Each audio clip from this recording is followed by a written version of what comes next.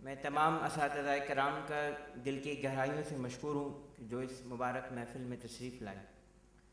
میں ہمارے student adviser doctor Ansar Rizvi صاحب سے ریکویسٹ کروں گا کہ وہ اسٹیج پر تشریف لائیں۔ میں ڈائریکٹر شیخ Zayed research institute Noor Ahmed شاہتار صاحب سے ریکویسٹ کروں گا کہ وہ بھی اسٹیج پر تشریف لائیں۔ شب معراج نبی صلی اللہ علیہ وسلم نے براق پر سوار حضرت جبرائیل کے ہمراہ گئے تو وہ براق کے مقام پر آ کر رک گیا۔ وہاں سے حضور صلی اللہ علیہ وسلم کی خدمت میں رفت کو سواری کے طور پر پیش کیا گیا، وہ بھی ایک مقام پر آ کر رک گئے جہاں اس کی حد ختم ہو گئی۔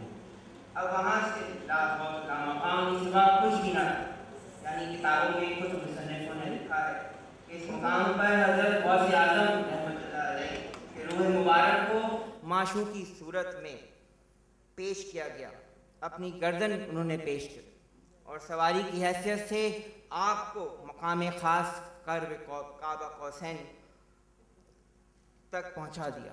نبی کریم صلی اللہ علیہ وسلم نے باری تعالیٰ میں عرض کی کہ اللہ تعالیٰ یہ کون ہے جس سے میری آنکھیں ٹھنڈی ہو رہی ہیں؟ ارشاد ہوا اے حبیب تمہیں مبارک ہو کہ یہ معین الدین شیخ عبدالقادر جیلانی رحمۃ اللہ علیہ ہیں جو آپ کی امت کے ولی کامل اور آپ کی آل سے ہوں گے۔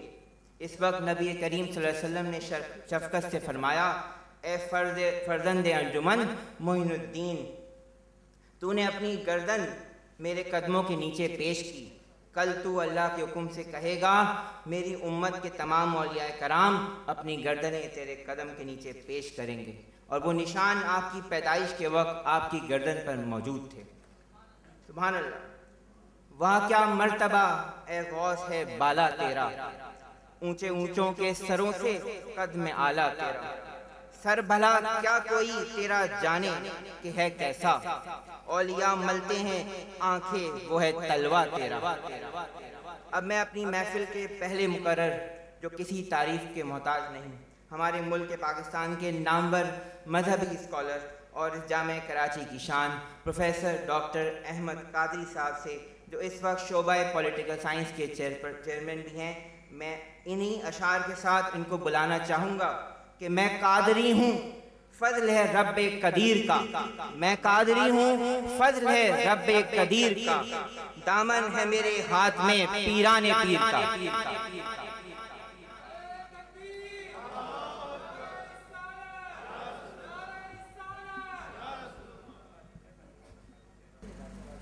اعوذ باللہ من الشیطان الرجیم، بسم اللہ الرحمن الرحیم،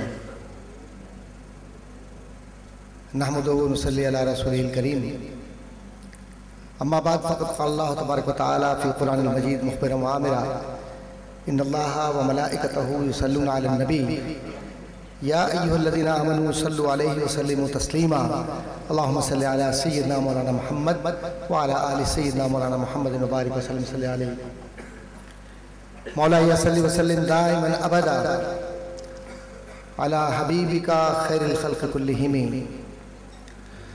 وکلہم برسول اللہ ملتمس غرفا من البحر او رشفا من الدیم یا رب بالمصطفیٰ بلغ مقاصدنا واغفر لنا ما مضى یا واسع الکرم۔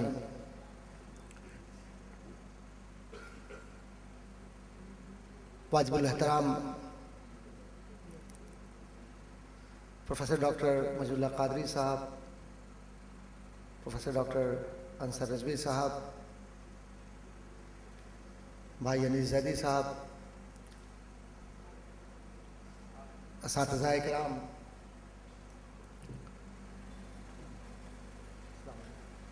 نعرہ تکبیر، نعرہ رسالت،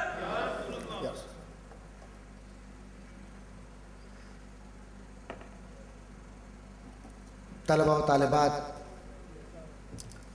اور انجمن محبان رسول صلی اللہ علیہ وآلہ وسلم جامعہ کراچی کے اراکین و عشاقان رسول، السلام علیکم ورحمۃ اللہ تعالیٰ وبرکاتہ۔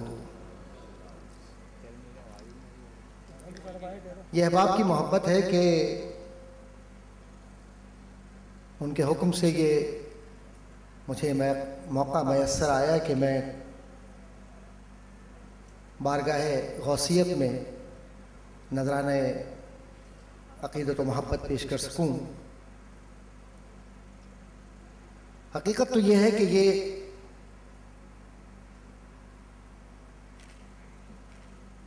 عنوان سیدنا شیخ عبد القادر جیلانی رحمۃ اللہ تعالی علیہ کا اتنا نازک اور اتنے حصوں میں بٹا ہوا ہے کہ اگر ان کی شخصیت کے کسی ایک پہلو کو اپنے سامنے رکھ کر آپ پوری زندگی بھی اگر گزار دیں اور تحقیق کرتے رہیں تب بھی نامکمل رہے گا۔ یہ میں محض الفاظ کی بھرت کے لیے عرض نہیں کر رہا، حقائق یہی ہیں۔ جن لوگوں نے پڑھا، جنہوں نے زندگی بسر کی تصوف کے موضوع کو سمجھنے کے لیے، وہ اس بات کو یقیناً تسلیم بھی کریں گے اور اس پر اپنی مہر تصدیق ثبت بھی کریں گے۔ اتنے عنوانات بکھرے ہوئے ان کی شخصیت کے اور اتنے حوالے ہیں کہ اس مختصر سے وقت میں بہت زیادہ بات تو نہیں ہو سکتی۔ ماشاءاللہ ان کے تصوف کے حوالے سے، 11ویں شریف کے حوالے سے، فیض کے حوالے سے، بیت کے حوالے سے، روحانیت کے حوالے سے، اور جو ان کے مراتب ہیں، کمالات ہیں، ولایت کے درجات ہیں، وہ سارے حوالے آپ یکجا کر لیجئے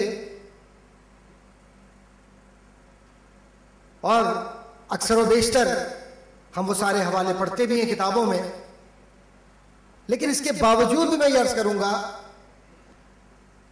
کہ سیدنا شیخ عبد القادر جیلانی رحمۃ اللہ تعالی علیہ کی ذات گرامی سے انصاف اس لیے نہیں ہو سکتا کہ جس معاشرے میں، جن لوگوں میں، جن حالات میں حضرت شیخ نے دین کی عملی تعبیر و تشریح پیش کر کے یہ بتلایا کہ دین مر گیا تھا، اللہ نے محی الدین کو بھیج کر دین کو زندہ کر دیا، تو وہ محی الدین بلا سبب نہیں ہے۔ وہ محی الدین محض اس وجہ سے نہیں کہ وہ بغداد تک محدود رہے، یہ محی الدین تو ایسا ہے کہ دعا زمین پر کرے اور آسمان پر فرشتے لبیک کہیں۔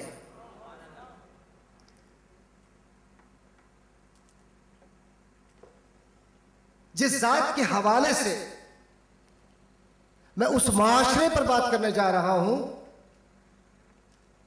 کہ جس معاشرے میں، ذرا اس کی آواز آپ ٹھیک کیجئے، یہ ایکو وغیرہ نارمل کیجئے تاکہ میں بات کر سکوں، بات پہنچ سکے۔ نعت خواہ حضرات آئیں، فل ایکو کھول دیجئے آپ، لیکن ایکو وغیرہ بند کر دیجئے، صرف آواز بڑھائیے اس کی۔ میں یہ عرض کر رہا تھا کہ آئیے اس معاشرے کو دیکھیں جس معاشرے میں سیدنا شیخ عبد القادر جیلانی رحمۃ اللہ تعالی علیہ نے دین کی تبلیغ کی۔ پہلے اس بات کو سمجھیے اور ایک غلط فہمی کا بھی ازالہ کرتے چلوں۔ عام طور پر اب یہ غلط فہمی لوگوں کو ہونے لگی ہے کہ جہاں 11ویں شریف کی بات کہی، جہاں تصوف کی بات کی، یا جہاں پیری مریدی کی بات کی، یا جہاں ارادت کے منازل کی بات کی، کہا صاحب یہ تو ایک جوہال کا ٹولہ ہے، فرسودہ روایات پر یقین رکھتا ہے، خانقاہوں کے بیٹھنے والے لوگ ہیں، معاشرے سے کٹے ہوئے ہیں، بہت سے حقائق سے لا علم ہے، لہٰذا ان کی بات کو سننا نہ سننا محض تضییع اوقات ہے۔ لہٰذا کیا کرنا تصوف کو پڑھ کر، کیا سمجھنا ان باتوں کو جو ماضی میں ہو چکی، کیا آج کے کسی ایسی روحانی شخصیت کو اہمیت دینا کہ محض یہ تو چند مریدوں تک محدود ہے، اس کو کیا سننا ہے، کیا بولنا ہے، کیا عمل کرنا ہے، یہ تو رسومات بدعت و شرک پر ہے۔ لہٰذا چھوڑ دو اس کے حال پر اور اپنے کام کرتے رہو، کیونکہ اسلام جدت پسندی کا نام ہے، ترقی کا نام ہے، نہ جانے اور کیا کیا۔ تو میں ان احباب سے ایک بات عرض کرتا چلوں کہ ذرا سا ہوش کے ناخن لیجئے۔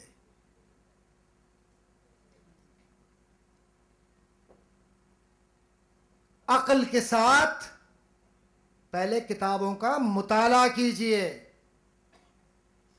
پھر کسی روشن ضمیر کے سامنے ان کتابوں کی روشنی کو حاصل کیجئے، تب پتہ چلے گا کہ تصوف کیا ہے، اور قاری نظر آتا ہے حقیقت میں ہے قرآن۔ تو یہ قرآن کیسے بولتا ہے؟ بابا فرید گنج شکر رحمۃ اللہ تعالی علیہ کا واقعہ سن لیجئے، بڑا خوبصورت واقعہ ہے، اور اس کے بعد بات کو آگے بڑھاؤں گا اور مسائل پر بات کروں گا۔ سادہ سا ایک واقعہ، کسی نے دعا کروائی، پوری نہیں ہوئی، کس سے؟ کسی سے۔ وہ چلی گئی بابا فرید کے پاس خاتون، کچھ حضرات بھی چلے گئے، بابا صاحب آپ دعا کر دیجئے۔ بابا صاحب نے بھی قرآن اٹھایا اور سامنے رکھا اور دعا کر دی، وہ دعا قبول ہو گئی۔ کہنے والے نے کہا کہ یہ تو دعا اتنی بڑی انہوں نے بھی کی تھی۔ ہنس کر کہنے لگے وہ انہوں نے کی تھی، یہ فرید نے کی ہے۔ اب یہ فرید تکبر میں نہیں کہتے، یہ تکبر نہیں ہے، یہ تو وہ لوگ ہیں کہ جن کی زبان سے اللہ تعالیٰ خود بولتا ہے، جن کے وجود میں عکس مصطفیٰ جھلکتا ہے، جن کی دعاؤں میں جبریل کی دعا شامل ہوتی ہے۔ یہ وہ لوگ ہیں جن کو محی الدین کہتے ہیں۔ تو دین جو مر رہا ہوتا ہے وہ زندہ ہو جاتا ہے۔ جس معاشرے میں شیخ عبد القادر جیلانی رحمۃ اللہ تعالی علیہ معاشرے کو مخاطب کرتے ہیں، یہ وہ معاشرہ ہے جس میں کہیں خلق قرآن کا مسئلہ کھڑا ہوتا ہے۔ غور سے سنیے، میں مسائل پر علمی گفتگو کر رہا ہوں، اور یہ علمی گفتگو فضائل سے زیادہ اہم ہے۔ فضائل اپنی جگہ پر صحیح، فضائل تو ہوتے رہتے ہیں ماشاءاللہ 11ویں شریف میں۔ کہیں مرجیہ مکتبہ فکر ہے، کہیں قدریہ مکتبہ فکر ہے، کہیں معتزلہ مکتبہ فکر ہے، کہیں وجودی مباحث ہیں، اور کہیں کلامی مباحث میں انسان کو الجھا دیا گیا۔ اس معاشرے کے اندر آج کے معاشرے سے زیادہ خطرناک معاشرہ وہ معاشرہ تھا جہاں آپ کے دین کی بنیادوں کو ہلا دیا گیا تھا۔ صرف فقہی مسائل نہیں تھے، صرف مسلک کے اختلافات نہیں تھے، وہاں تو نص قرآن کے ساتھ ساتھ قرآن سے انکار ہو رہا تھا۔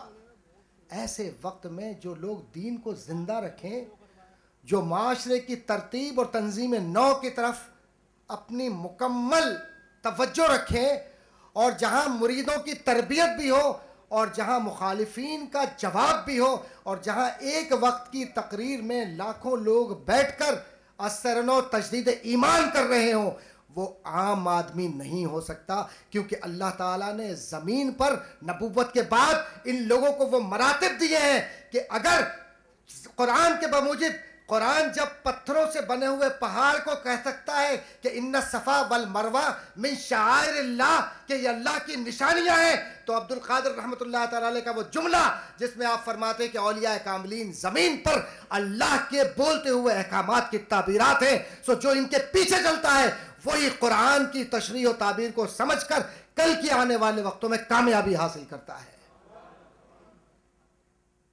میں نے جن لوگوں کی طرف اشارہ کیا، جن مکاتب فکر کی طرف اشارہ کیا، جن احباب کو دلچسپی ہے، ڈاکٹر عبدالرشید صاحب یہاں تشریف فرمائے، ماشاءاللہ تصوف کی اتھارٹی ہیں، اور بھی احباب یہاں تشریف فرمائے، وہ سب کچھ اس بات کو اچھی طرح جانتے ہیں کہ مرجیہ مکتبہ فکر، قدریہ مکتبہ فکر، رواقیت پسند مکتبہ فکر کے لوگ، اور اسی طرح معتزلہ مکتبہ فکر، یہ کوئی چھوٹے چیلنجز نہیں تھے، یہ بہت بڑے اپنے وقت کے چیلنجز تھے۔ کہیں حیات بعد الممات کا انکار ہو رہا ہے، کہیں منکر نکیر سوال کرتے ہیں اس کا انکار ہو رہا ہے، کہیں اس بات پر یہ کہا جا رہا ہے کہ قرآن تخلیق ہے، خلق ہے، مخلوق ہے، اس کا کہیں اس طرح سے دلائل دیے جا رہے ہیں کہ لوگ منکر اسلام ہوتے چلے جا رہے ہیں، اور ساتھ ہی ساتھ ایمان بالغیب کی جو تصدیق بالقلب کی بات تھی اس کا انکار کرتے ہوئے بات کہی جا رہی ہے کہ صاحب ایمان بالغیب کا تصور ہی نہیں ہے، نعوذ باللہ من ذالک، کیونکہ اللہ کا وجود نظر نہیں آتا، اور مباحث کے اندر ظرف زمان و مکان کے قیود سے جو شے آزاد ہو جائے وہ شے ہی نہیں ہے۔ تو اشیاء کی جو ادراک ہے، حسی ادراک، جس کو سر الاسرار میں حضرت سیدنا شیخ عبد القادر جیلانی رحمۃ اللہ تعالیٰ علیہ نے تفصیل کے ساتھ بیان کیا، ان کے مباحث کو کلامی مباحث سے رد کرتے ہوئے حضرت شیخ نے جس خوبصورت پیرائے میں فنا و بقا کی منازل کو بتلایا، موت کا منظر بتلایا، سکرات کی حقیقت بتلائی، روح کی ادوار بتلائے اور ساتھ ہی ساتھ حقائق کو قرآن سے جس طرح سے ثابت کیا ہے وہ حضرت شیخ کا وطیرہ تھا، ورنہ دوسرا بھی کوئی محی الدین ہوتا۔ اگر محی الدین ہے تو کوئی ایک اس لیے ہے کہ اس نے اپنے وقت کے بڑے بڑے لوگوں سے نبرد آزما ہو کر یہ بات کہی کہ رکو میں تمہیں بتلاتا ہوں کہ دین کیا ہے۔ ایک وقت میں بغداد کے 22 فقہا حضرت شیخ کی گفتگو پر اپنے فتاوے دے رہے ہیں، اور حضرت شیخ نے ایک دلیل کے ساتھ 22 فقہا کے اور 22 بڑے بڑے فلاسفرز کو یہ کہہ کر رد کر دیا کہ تمام دلائل نصوص قرآنی کے خلاف اس لیے ہیں کہ اس میں کہیں نص قطعی کا ذکر نہیں ہے، اور جو مفاہیم بیان کیے گئے وہ ذاتی آراء ہے۔ ڈاکٹر جلال الدین نوری صاحب ماشاءاللہ تشریف فرمائے، بغداد میں رہے ہیں، پڑھایا بھی ہے انہوں نے بغداد میں۔ ان سے پوچھ لیجئے کہ وہ علوم جن کی بنیاد حضرت شیخ نے رکھ دی اور ان کی تشریح جدید حضرت فاضل بریلوی اعلیٰ حضرت احمد رضا بریلوی رحمۃ اللہ تعالیٰ علیہ نے کر دی، تو ایک شیخ وہ گزر گئے، ایک شیخ یہ گزر گئے، اس کے بعد بیچ میں ملت اسلامیہ ہے۔ ملت اسلامیہ کا مسئلہ یہ ہے کہ ملت اسلامیہ نے حضرت شیخ عبد القادر جیلانی کے افکار کو اور اعلیٰ حضرت کے افکار کو، دونوں کے افکار کے ساتھ ہم نے بڑا ظلم کیا ہے۔ میں بڑی ذمہ داری سے یہ بات عرض کر رہا ہوں، ہم نے ظلم کیا ہے۔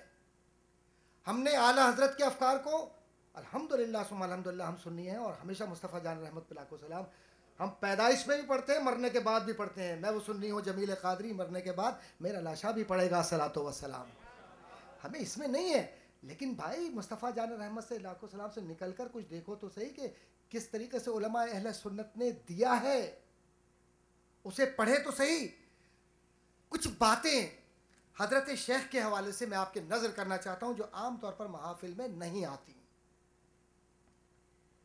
آپ نے غنیت الطالبین لکھی، فتح الربانی لکھی، سر الاسرار آپ کی خوبصورت کتاب ہے، اور دیگر کتب۔ پیدائش کیسے ہوئی، کیا حالات تھے، وہ سب اپنی جگہ پر، لیکن آداب معاشرت پر بھی بات کی ہے آپ نے، روحانیت پر بات کی ہے، فرد کی نفس کے اقسام اور نفس کی تربیت پر بھی بات کی ہے۔ لیکن کچھ بنیادی باتیں میں اپنے نوجوانوں سے کرنا چاہتا ہوں جو بہت ضروری ہے، کیونکہ یہ محفل ایسی ہے کہ اس میں بات پہنچنی چاہیے، ورنہ کوئی فائدہ نہیں۔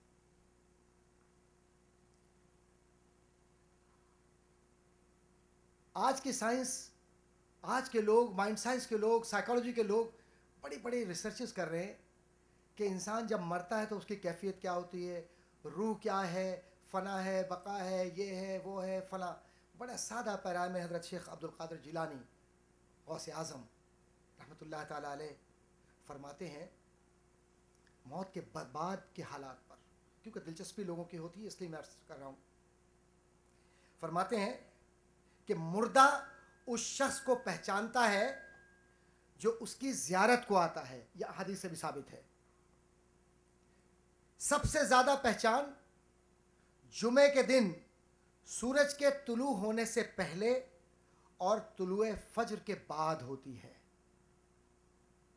کون سا فلسفہ ہے؟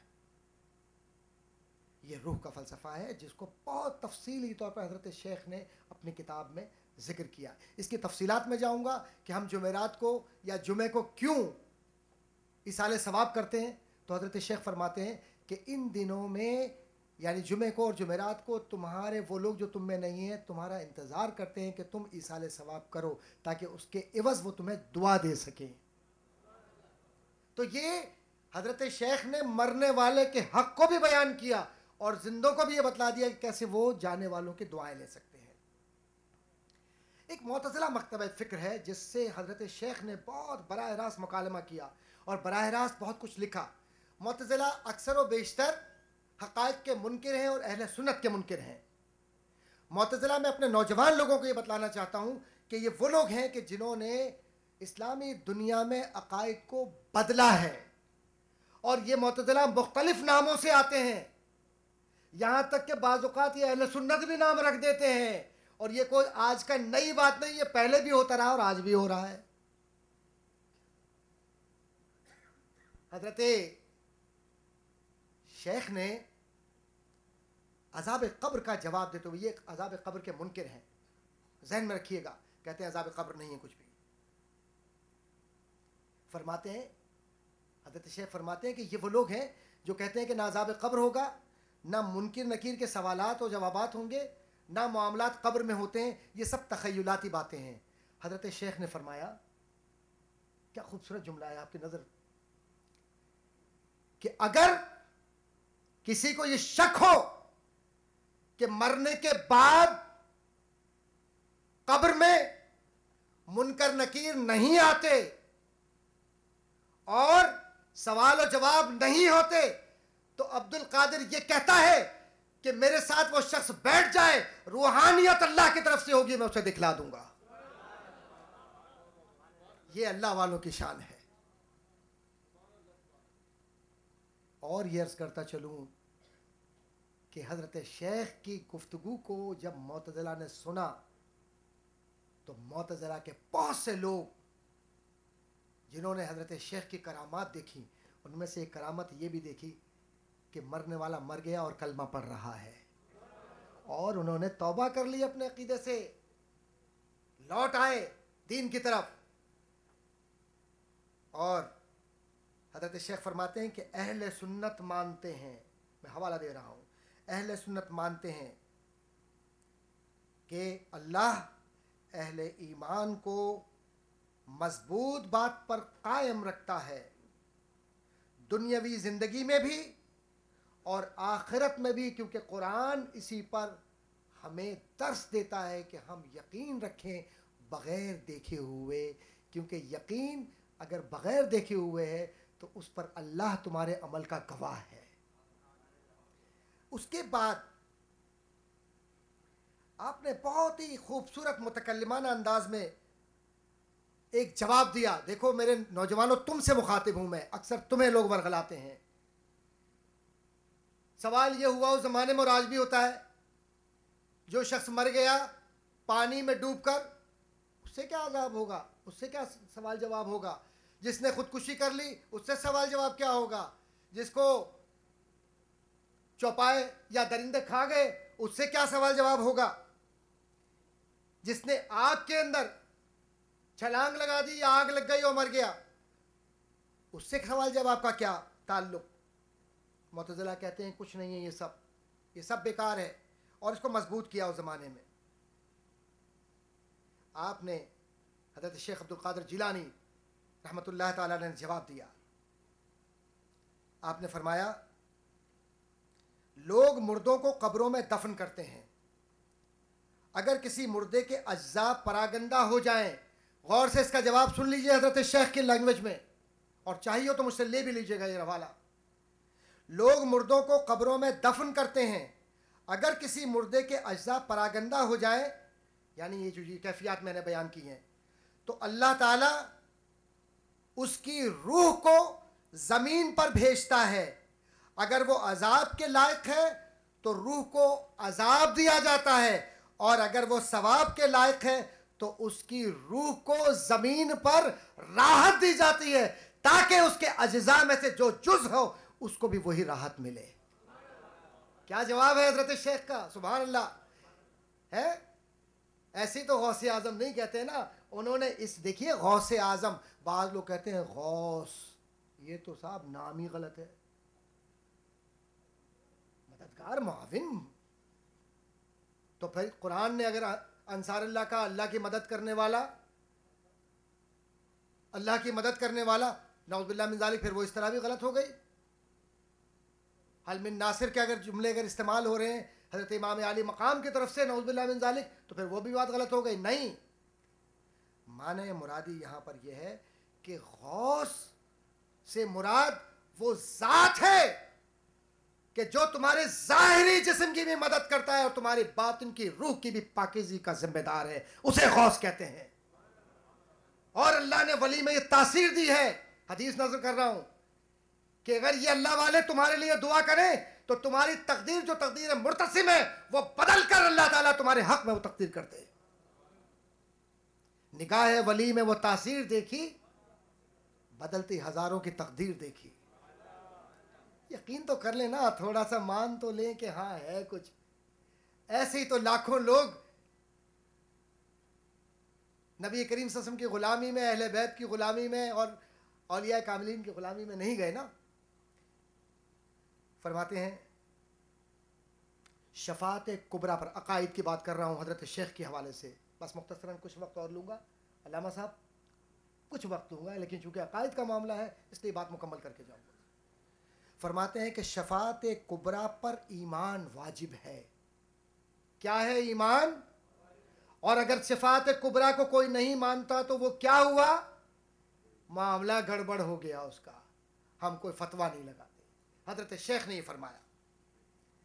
حضرت انس رضی اللہ تعالیٰ عنہ, حضرت انس انصاری رضی اللہ تعالیٰ عنہ کی حدیث نقل کرتے ہوئے حضرت شیخ فرماتے ہیں کہ زمین پر جس قدر پتھر اور ڈھیلے پائے جاتے ہیں ان سے بھی زیادہ کل قیامت کو میں لوگوں کی شفاعت کروں گا. اب بتائیے میرے نبی کا اختیار محدود ہے یا لامحدود ہے؟ ارے کہہ تو دو بھائی اللہ کے بندے. اس لیے کہ اللہ نے ان کی حد وہ بنائی جس طرح وہ اس نے چاہا. اللہ کی جو ذات ہے, جو اس کی صفات ہے, جو وحدانیت کا تصور ہے, یہ تو عقیدہ اہل سنت میں مطلق حضرت شیخ عبد القادر جیلانی رحمۃ اللہ تعالیٰ علیہ کے فتوے کے مطابق کہ اگر کوئی تصور بھی کرے کہ اللہ کے اختیار کلی میں کسی کو بھی اختیار ہے تو یہ غلط ہے. لیکن ہم یہ کہتے ہیں کہ بعد از خدا بزرگ تو یہ قصہ مختصر. تو اب فرماتے ہیں کہ آئیے میں آپ لوگوں کو میزان کا بھی فلسفہ بتلاتا ہوں. معتزلہ اور دیگر مکاتیب کے لوگ کہتے تھے کہ میزان عدل کا نام ہے, ترازو نہیں ہے. یہ بھی بڑی بحث چلی ہے. علامہ ڈاکٹر وحید اللہ قادری صاحب, یہ بھی بڑی بحث چلی ہے. جیسے آپ سے بھی بہت سارے بحث کرتے ہیں, یہ یوں ہے تو پھر آپ تو سیدھا جواب دیتے ہیں قادری والا, وہی ہم بھی لے لیتے ہیں سرکار سے. سرکار فرماتے ہیں کہ دیکھیے کچھ کم علم لوگ ہیں جو سمجھتے نہیں کہ میزان کیا ہے. فرماتے ہیں کہ یہ پلسرات پر کا جو تصور ہے, مرنے کے بعد کا تصور ہے, اور شفاعت کا جو تصور ہے, اور حیات بعد الممات کا جو تصور ہے, فرماتے ہیں یہ سارے ایک دوسرے کے ساتھ ملے ہوئے ہیں. اسی لیے آپ فرماتے ہیں کہ پل صراط جہنم پر ایک پل ہے, اور اس میں آپ حدیث نقل کرتے ہیں کہ پل صراط بال سے زیادہ باریک, چنگاری سے زیادہ گرم اور تلوار سے زیادہ تیز ہوگا. اس کی لمبائی آخرت کے سالوں کے حساب سے 300 سال کی ہوگی. 300 سال کی ہوگی. پھر سرکار فرماتے ہیں, نبی کریم صلی اللہ علیہ وسلم کی حدیث, کہتے ہیں پر جو مجھ سے محبت کرتا ہوگا وہ لمحے میں گزر جائے گا, وہ لمحے میں گزر جائے گا. اور فرماتے ہیں کہ پھر اس کے بعد میرے ہاتھ سے اسے جس کی 2 بوند ہے کوثر و سلسبیل ہے وہ رحمت کا دریا. یہ ایسے بولتے ہیں کہ اہل سنت ہے وہ رحمت کا دریا. ہاں ایسے کچھ محسوس ہونا کہ زندہ لوگوں سے بات ہو رہی ہے. اس کے بعد کی بات, تاجدار مدینہ صلی اللہ علیہ وسلم کے حوض کوثر کا تصور پیش کرتے ہوئے آپ بتاتے ہیں کہ پل صراط کے بعد جنت میں داخلے سے قبل سرکار مدینہ صلی اللہ علیہ وسلم کا حوض کوثر ہے. لوگوں نے اب جملہ سنیے حضرت شیخ عبد القادر جیلانی رضی اللہ تعالیٰ عنہ کا, فرماتے ہیں کہ ذرا سن لیجئے, ایک غلط فہمی کا ازالہ بھی ہو جائے گا. یہاں علم العقائد میں ہوں. لوگوں نے حضور سے پوچھا, کون کس سے پوچھتا ہے؟ جو جانتا ہو, جس کے پاس علم ہو, لوگ ان سے پوچھتے ہیں. کیمسٹری والے سے بایو کیمسٹری پوچھ سکتے ہیں, شاید میتھمیٹک کے انور زیدی صاحب ہمارے پیارے بھائی بیٹھے ہوئے, ان سے میتھمیٹک تو پوچھ سکتے ہیں. میں ان سے پولیٹیکل سائنس کی بات کروں نہیں, یہ مجھ سے میتھمیٹک پوچھیں نہیں. لیکن حضور ایک جگہ فرماتے ہیں کہ تم مجھ سے پوچھو, بار بار پوچھتے ہو نا قیامت کا, بار بار پوچھتے ہو آخرت کا, حالات کا, مجھ سے پوچھو, میں ممبر سے نہیں اتروں گا جب تک تمہارا جواب نہیں دوں گا. اور فرماتے ہیں اس کے بعد کہ کیا پوچھنا ہے حضور, یہ تو فرما دیجئے. کہ یہ حوض کوثر کی وسعت کیا ہوگی.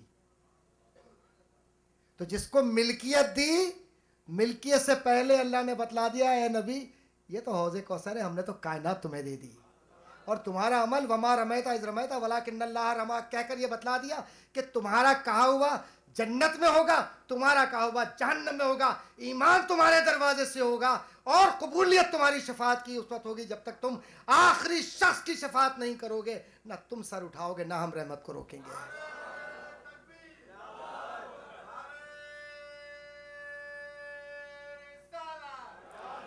فرماتے ہیں کہ تم نے حوض کوثر کی وسعت کو دریافت فرمایا. حضور فرماتے جتنی اس مقام سے اس مقام عمان تک ہے. کہاں ہے عمان؟ یہاں کے لوگوں کو تو بہت سو کو پتہ بھی نہیں ہوگا. ملکوں ملک بدل جاتے ہیں، ٹائم زون بدل جاتا ہے مدینے سے وہاں تک کا. اور حضور فرماتے ہیں کہ اتنی جتنی یہاں سے لے کر، تو میں یہ عرض کر رہا ہوں آپ سے ایک سوال یا چھوٹا سا سوال کہ نبی ہمیشہ سچ فرماتے ہیں؟ کہیے. تو نبی نے عمان ملاحظہ فرمایا ہوگا جبھی تو کہا کہ یہاں سے یہاں تک.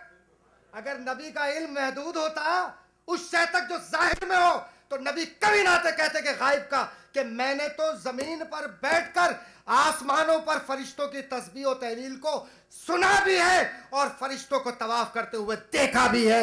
جس طرح نماز میں تمہیں ظاہر میں دیکھتا ہوں، ویسے ہی باطن میں تمہیں ہر اس عمل پر گواہ بنتا ہوں جو تم دل میں محسوس کرتے ہو. اس کے بعد فرماتے ہیں مقام محمود، بس 3-4 اصطلاحات اس کے بعد بات ختم. حضرت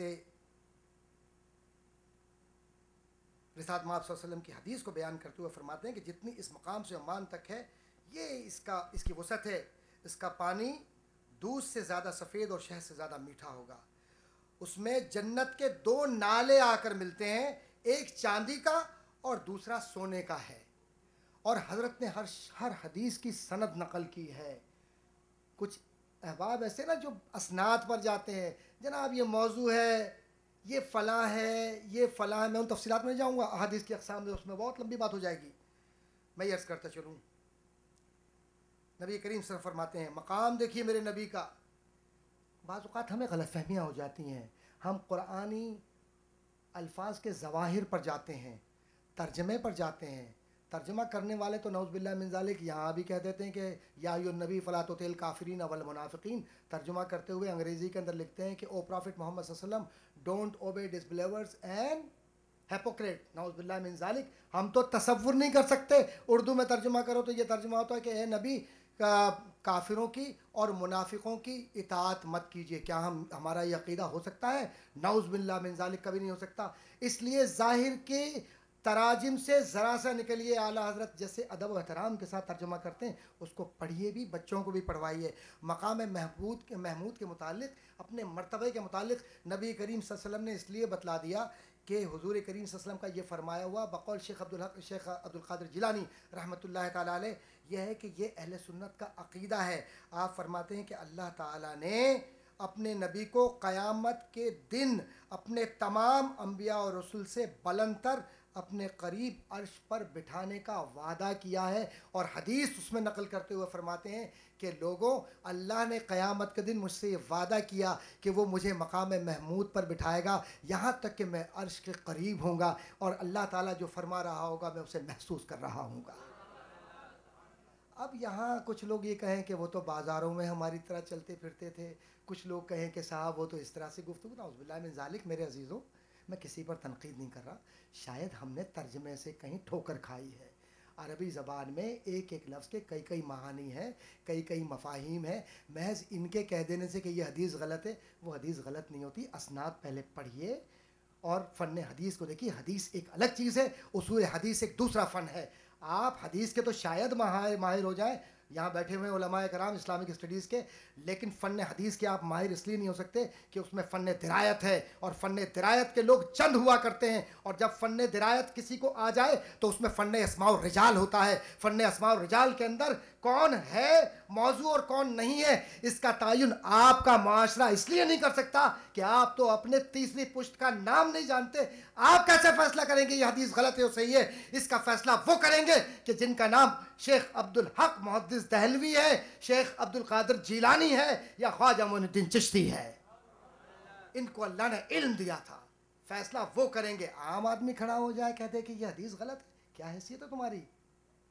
کہ جی قادری صاحب آپ کے پاس پیٹرونل ٹیکنالوجی کی جو ہے وہ ڈگری غلط ہے. اچھا جی میرے پاس کیا اختیار ہے میں آپ کو کہوں؟ معاف کیجیے گا، آپ ہی میرے قریبی دوست ہیں، آپ ہی کو مخاطب کرتا ہوں. یہ ناراض ہو جائیں گے، فل پروفیسر ہیں. فل پروفیسر تو آپ بھی ہیں، لیکن میں آپ کی ڈگری کو کب کہہ سکتا ہوں؟ جب میرے علم میں ہو کہ یہ ڈگری ہے. حضرت شیخ فرماتے ہیں کہ علم پر تنقید کرنے سے پہلے عالم کے لیے ضروری ہے کہ اس کی روحانیت روشن ہو. جو نبی پر تنقید کرتے ہیں ان کی روحانیت کیا روشن ہوگی؟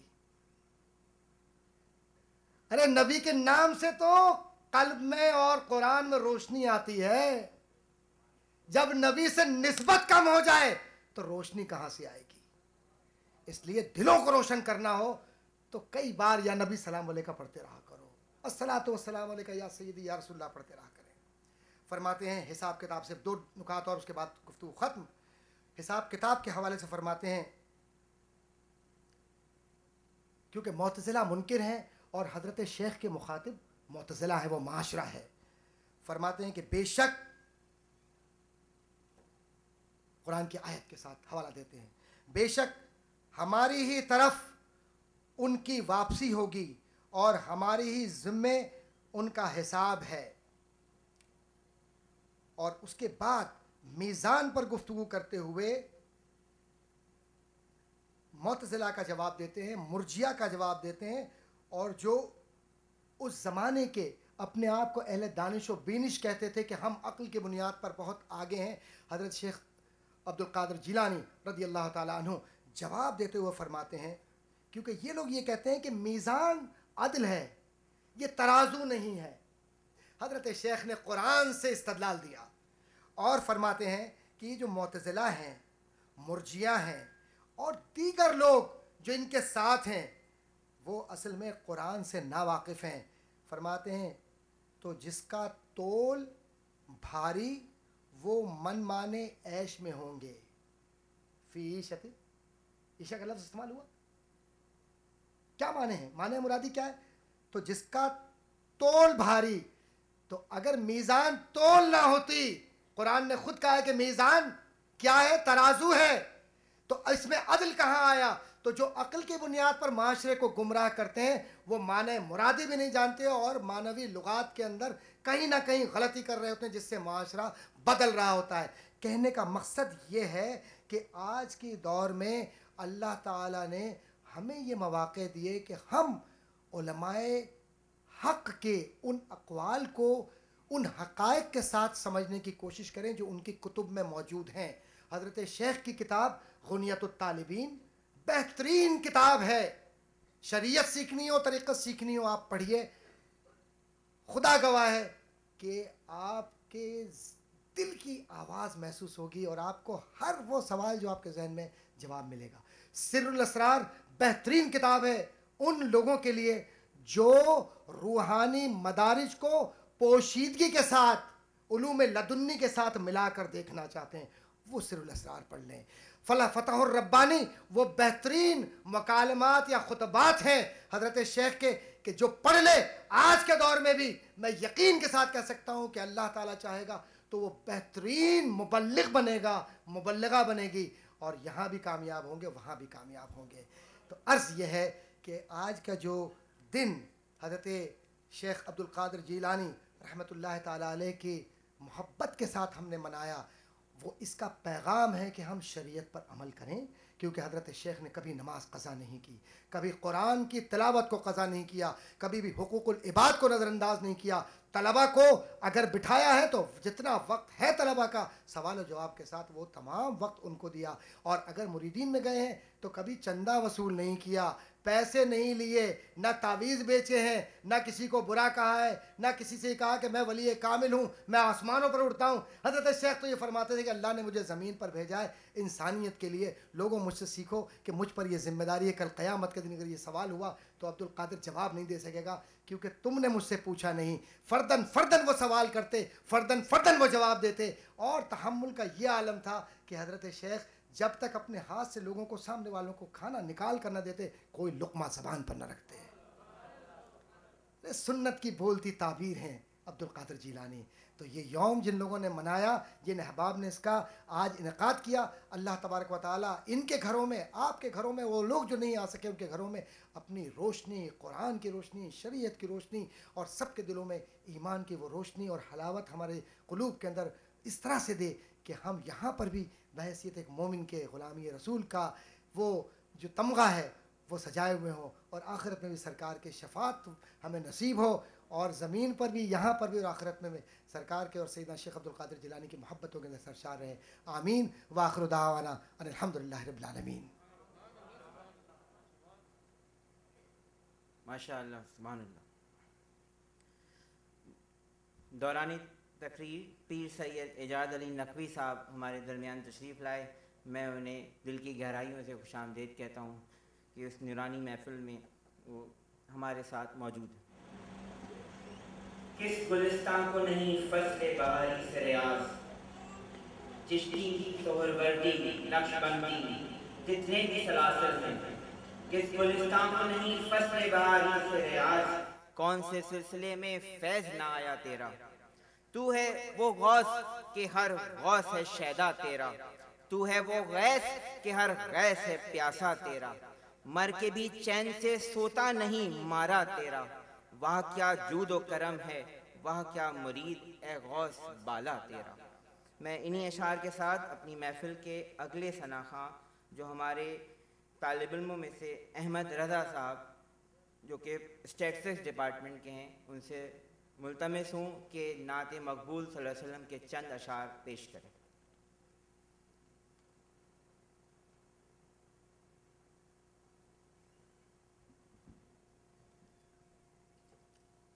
صلی علی نبینا، صلی علی نبینا، صلی علی محمد، صلی علی شفیعنا، صلی علی شفیعنا، صلی علی محمد۔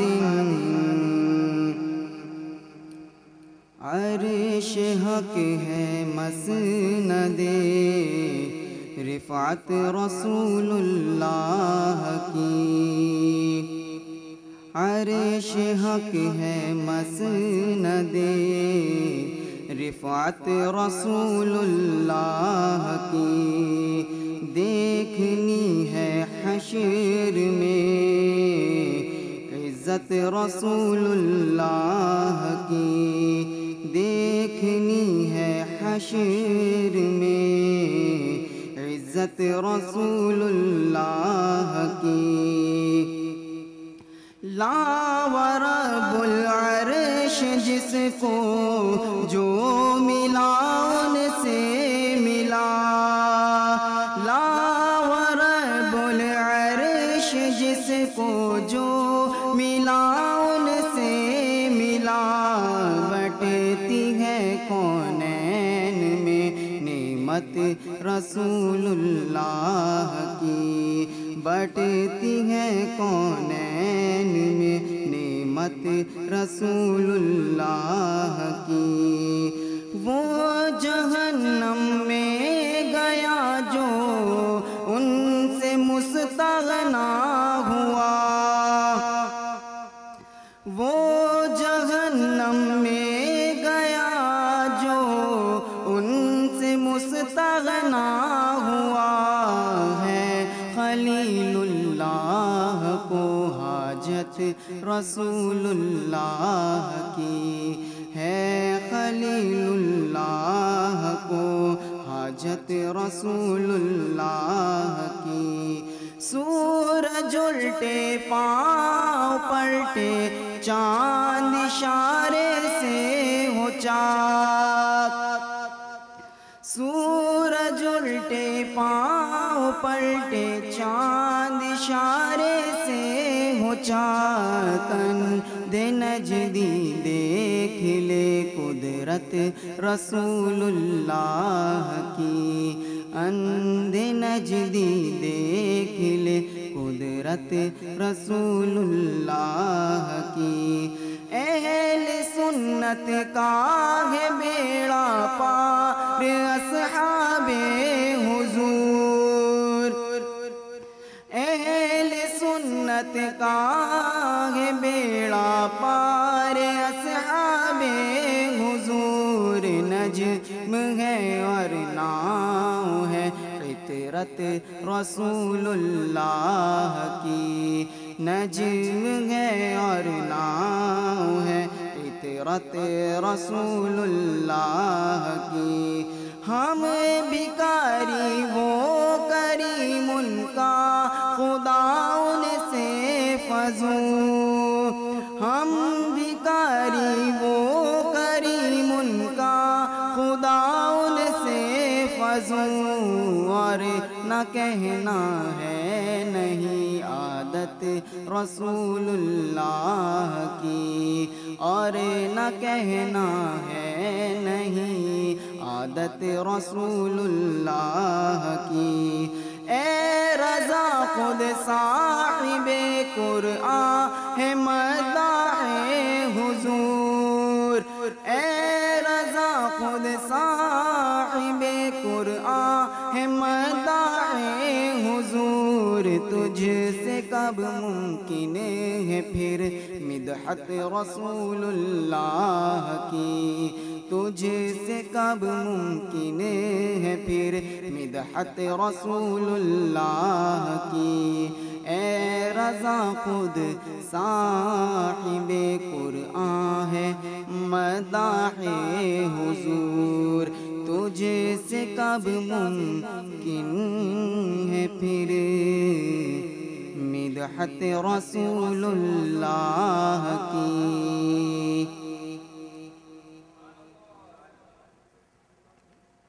سبحان اللہ ماشاء اللہ.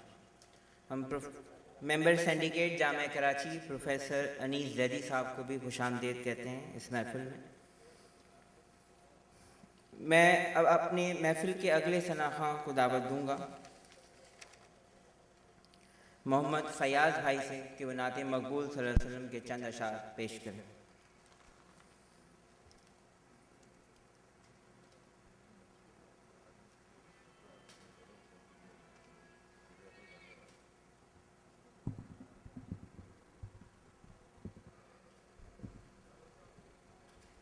السلام علیکم ورحمۃ اللہ وبرکاتہ. تمام احباب محبت سے ایک بار درود پاک پڑھ لیجئے. اللہم صل علی سیدنا و مولانا اللہم صل علی سیدنا و مولانا محمد اللہم صل علی سیدنا و مولانا محمد. باواز بلند پڑھ لیجئے ایک مرتبہ اور.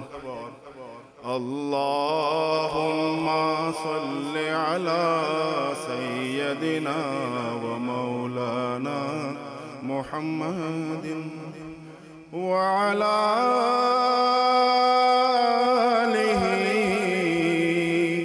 وصحبه وبارك وسلم. اللهم صل على سيدنا محمد. ایک نعت کے دو اشعار پڑھ کے جانا چاہوں گا. حبیب خدا کا نظارہ کروں میں حبیب خدا کا نظارہ کروں میں دل و جان ان پہ نثارا کروں میں حبیب خدا کا نظارہ کروں میں دل و جان ان پہ نثارا کروں میں یہ کہ جان کیا ہے اگر ہو کروڑوں یہ کہ جان کیا ہے اگر ہو کروڑوں میں سب کچھ انہی پہ نثارا کروں میں سب کچھ انہی پہ نثارا کروں میں دل و جان ان پہ نثارا کروں میں اور آخری شعر پیش کروں عقیدے کا میرا دین و ایمان فرشتے جو پوچھیں میرا دین و ایمان فرشتے جو پوچھیں میرا دین و ایمان فرشتے جو پوچھیں تمہاری ہی جان